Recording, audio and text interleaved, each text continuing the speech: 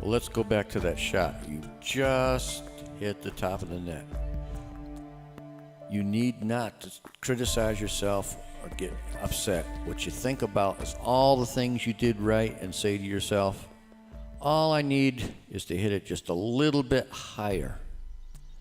This is very important because the other emotion will delete all the good things that you had about your shot.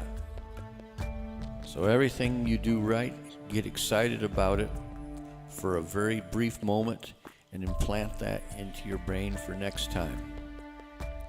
If your partner tells you had a great shot while you're playing the game, don't think about it. Go on with the game. After the point is finished and you actually did win the point, then for a very brief moment, accept that congratulations and go on with your concentration. If you keep thinking about how good you were on the last point, you'll find that you won't be so good on the next one because you're too busy with your head on the last shot. So accept the compliment and go on. If you want to think about it later, do that at another time after the game's all over. When you're dinking, your emotions are going to run very high along with your concentration. Every time you dink another shot, you say to yourself, I've worked so hard, let's not blow it now. Well, you should keep dinking. A lot of people get worried, concerned that they can't make another dink, and maybe pop it up, lob it, get out of the dink, or just hit the net because the tension gets too high. What you need to do is to relax and say, one more dink, and I'll win the point. It's not that hard. Over it goes, till your opponent misses the shot. That's not to say that you don't want to move your opponent from right to left, back and forth, a little closer, a little behind his feet by inches. But while you're doing that, you're staying relaxed, easy. Your energy levels change during the game from like Bob Barker's "come on down" to the Buddha thing, in a meditation state. Let's say, for instance, you're way back, the ball gets hit close to the net, just past the kitchen zone. You run forward with great excitement, and when you get there, you have to go into the Buddha relaxed mode to change it from a dink. Otherwise, you seem to hit it too hard, it goes too high, you pop it up, or you hit the net. You need to take your time, let the ball bounce and drop down close to the ground, give you that extra time, relax, and then a gentle dink to an exact spot that you want. Then the dinking game continues. So what you need to know how to do is to change your energy level from a high energy level to a low energy level to a relaxed state, from a high state of excitement to get there to a relaxed state to take care of business once you're there. Now we'll watch some national champions play. Goes quite fast. The energy levels can change from high energy to a relaxed state. What happened there? It happened quite quickly. Let's see it in slow motion. We start out with our serve. Our serve goes quite deep. Has his legs spread, change of direction, close stance. Comes in at approximately 7 feet behind the kitchen line. He dinks it into the kitchen, goes right at his feet so he can shovel snow and can only shoot it high. And not too much directional control. It goes high again, he's caught. And there he hits it to the side, can't get it off. So, good shot is shot at the feet. Here we go again. Into the kitchen, to the side, gone. Happens quite quickly, so you have to think fast. So what happens? Serve. You return a serve. Now the third shot you want into the kitchen. This is where the game begins. Hits it to the side. Good shot. Comes back again, close to the net. A little bit high, and that's all it takes. And he could have put it away, but he hit it out. Okay, he hits it low, comes in. What happens here? Goes kind of quick. In slow motion serve. Good serve. Brings it back. Hits it about the 3-foot mark behind the kitchen line. Runs forward. Stands ready. A level shot. At an angle. Takes it and tries to put it away. But it wasn't that high over the net.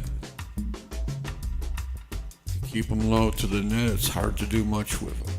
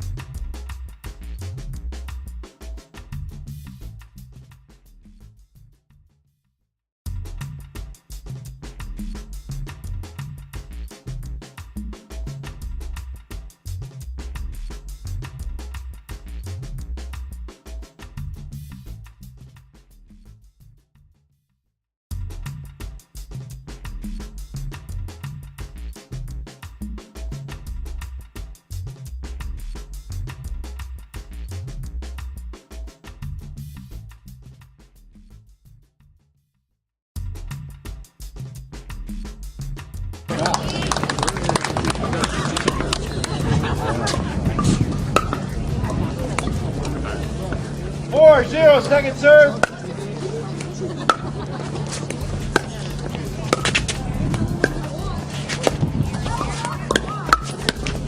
Side out.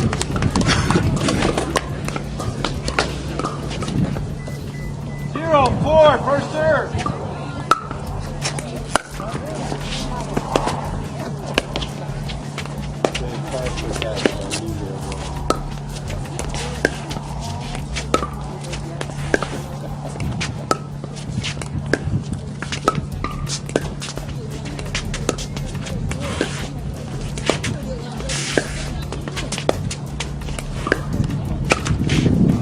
Second.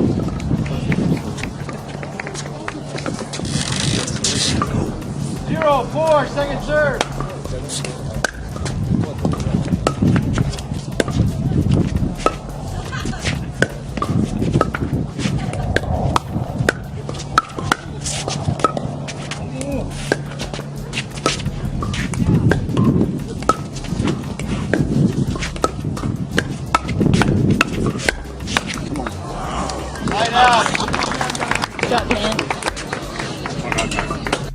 A lot of fast dinking or good luck Dan could be a distraction to your next shot. Shot, Dan. Shot, Dan. Shot, Dan. People talking, fast thinking, or the line judge confused on who's serving can all be a distraction. 4-0, first serve.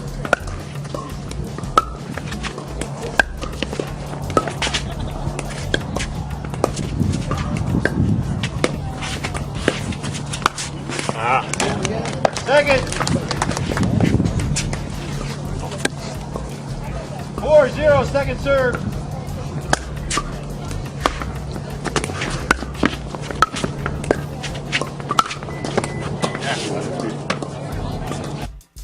Pickleball is like badminton, ping pong, and tennis, and 2 other games, chess and poker. Now, let's talk about odds. No, not these type of odds. Let's talk about the odds in the game and how to use the odds to your advantage. When you serve the ball, say 5-2-1, and immediately serve the ball, the odds of you getting in decrease. So you want to take your time, wait a while, then serve the ball. You have up to 10 seconds after giving the score. That's a long time. 1001, 1002, 1003, 1004, 1000. So take your time, increase your odds of getting it in. Also, what happens when you do that, the odds of you winning the shot during play also increases for some reason when you take your time delivering your serve and thinking about where the ball is going. The odds on winning a point in a lob are small against a good player. So unless there's an exception and you just can't get the ball no matter what, you really don't want to lob it. Now there is one exception that lobs do work, and here's what it is. You sized up your opponents and you see that neither one is going to move very fast. You can try to get lucky and get a lob past them. When you're playing advanced players, you wouldn't want to try this. They'll bring that lob back to you. You'll find that advanced players will only pop shots up when that's the only thing left that they can do, and they're not really trying to lob one. So the general rule is don't lob. Number one, don't lob. And number two, don't ever let a ball get behind you. Whenever a ball lands right at your feet or 2 feet behind you, the odds of you getting it back decrease considerably. So, what shall you do?